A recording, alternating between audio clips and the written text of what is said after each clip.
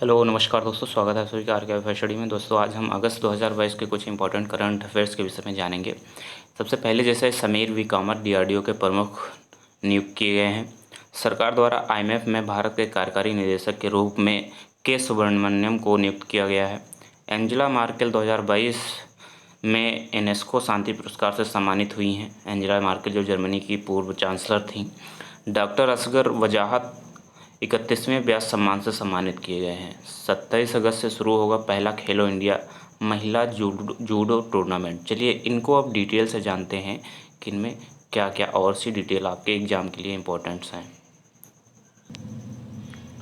तो दोस्तों सबसे पहला पॉइंट है, प्रतिष्ठित वैज्ञानिक डॉक्टर समीर वी कामत को रक्षा अनुसंधान एवं विकास संगठन यानी कि डीआरडीओ का नया अध्यक्ष नियुक्त किया गया है। कामत जो हैं वो डॉक्टर जी सतीश रेड्डी का स्थान लेंगे। इन जी सतीश रेड्डी को रक्षा मंत्री के वैज्ञानिक सलाहकार के रूप में नियुक्त किया गया है। अगला पॉइंट है, इससे पहले डॉक्टर कामत जुलाई 2017 से डीआरडीओ में नेवल सिस्टम्स एंड मटेरियल्स के महानिदेशक थे।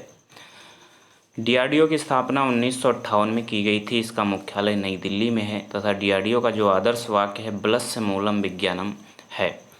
अगला जो हमारा इम्पोर्टेंट पॉइंट है वो सरकार द्वारा आईएमएफ यानी कि इंटरनेशनल मॉनिटरिंग फंड में भारत के कार्यकारी निदेशक नियुक्त किए गए हैं के सुब्रमण्यम यानी कि कृष्णमूर्ति सुब्रमण्यम। कृष्णमूर्ति सुब्रमण्यम जो पहले मुख्य आर्थिक सलाहकार थे भारत सरकार के, तो वो अब अंतर्राष्ट्रीय मुद्रा कोष यानी आईएमएफ में भारत के कार्यकारी निदेशक के रूप में नियुक्त किए गए हैं। उनका कार्यकाल नवंबर 2022 से शुरू होगा जो 3 साल की अवधि तक जारी रहेगा। वह आईएमएफ में भारत के वर्तमान कार्यकारी निदेशक जो हैं सुरजीत भल्ला का स्थान लेंगे यानी कि सुरजीत भल्ला के स्थान पर उनको नियुक्त किया गया है। सुब्रमण्यम 2018 और 2021 के बीच वित्त मंत्रालय में सबसे कम उम्र के मुख्य आर्थिक सलाहकार थे। अगला पॉइंट है कि आईएमएफ की स्थापना कब हुई थी। तो दोस्तों आईएमएफ की स्थापना 27 दिसंबर 1945 को की गई थी। इसका मुख्यालय वाशिंगटन डीसी यूएसए में है।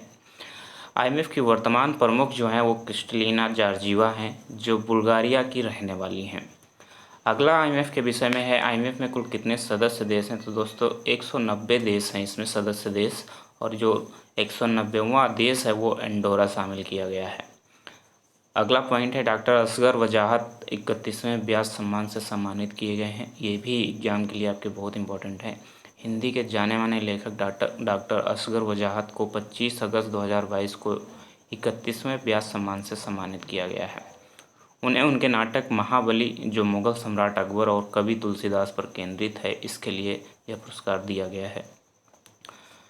व्यास सम्मान भारत में एक हिंदी साहित्यिक पुरस्कार है जिसे पहली बार 1991 में प्रदान किया गया था। यह के बिरला फाउंडेशन द्वारा प्रतिवर्ष प्रदान किया जाता है और इसमें 4 लाख का पुरस्कार भी दिया जाता है। जो पहला व्यास सम्मान है 1991 में भारत के प्राचीन भाषा परिवार और हिंदी एक रचना थी रामविलास शर्मा की। इसके लिए रामविलास शर्मा को दिया गया था पहला व्यास सम्मान 1991 में। इसके बाद दोस्तों 2017 की बात करें तो 2017 में दुक्खम सुक्खम रचना के लिए दिया गया था ममता कालिया को। 2018 में जितने लोग उतने प्रेम के लिए दिया गया था लीलाधर जागुड़ी को, और 2019 में कागज़ की नावों के लिए नासिरा शर्मा को दिया गया था व्यास सम्मान। 2020 की बात करें तो 2020 में पाटलिपुत्र की साम्राज्ञी उपन्यास के लिए दिया गया था शरद पागरे को। अब 2021 का जो व्यास सम्मान है 2022 में दिया गया है आपके असगर वजाहत को। ठीक है, उनकी जो रचना है महाबली इसके लिए दिया गया है। अगला पॉइंट देखते हैं, एंजेला मार्केल 2022 यूनेस्को शांति पुरस्कार से सम्मानित की गई हैं। पूर्व जर्मन चांसलर एंजेला मार्केल को शरणार्थियों को स्वीकार करने के प्रयासों के लिए 2022 में यूनेस्को शांति पुरस्कार से सम्मानित किया गया है। 2015 में मार्केल ने जर्मनी में लगभग 1.2 मिलियन से अधिक शरणार्थियों को शरण दी थी। यह पुरस्कार जिसे फेलिक्स हॉफहॉट बोइगनी यूनेस्को शांति पुरस्कार से भी जाना जाता है, इसे 1989 से प्रत्येक वर्ष उन व्यक्तियों और संगठनों को प्रदान किया जाता है जिन्होंने शांति को बढ़ावा देने के लिए एक विशेष प्रयास किया था। हमारा लास्ट पॉइंट है, 27 अगस्त से शुरू होगा पहला खेलो इंडिया महिला जूडो टूर्नामेंट। दोस्तों ये जो है पहला जो खेलो इंडिया महिला जूडो टूर्नामेंट है जो 27 अगस्त 2022 से शुरू होने वाला है। यह टूर्नामेंट देश के 4 जोन में आयोजित किया जाएगा। राष्ट्रीय प्रतियोगिता 20 से 23 अक्टूबर 2022 तक गई है, यानी होगी।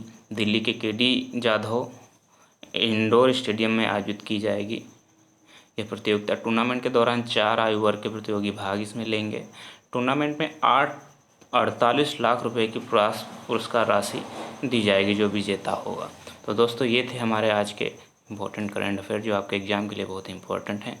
धन्यवाद दोस्तों। जय हिंद, जय भारत।